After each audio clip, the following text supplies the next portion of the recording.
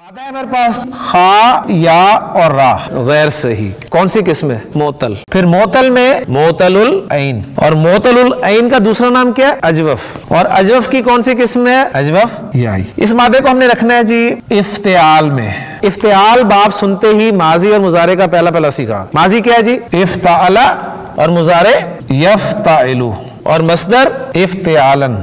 अब हम पहले जायद हरूफ वगैरह जो है वो देख लें। फा ता जायद आ गया, ऐन की जबर आ गई, लाम की जबर आ गई, तो दो हरूफ जायद हैं, हमजा और ता।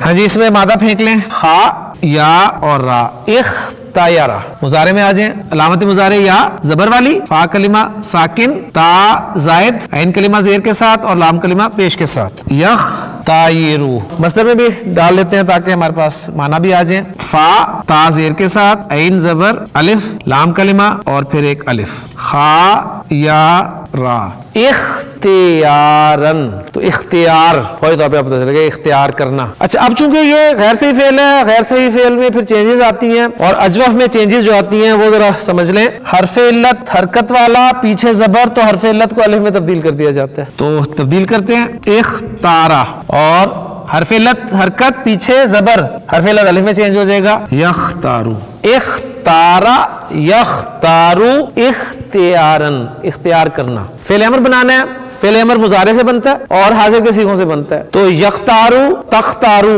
ये निकल गए गायब के, तख्तारू पहला सीगा। सीगा है हमारे पास तख्तारू। पहला स्टेप, मुजारे को करें अखफ, अखफ किया, लाम कलिमा साकिन हो गया, तख्तार।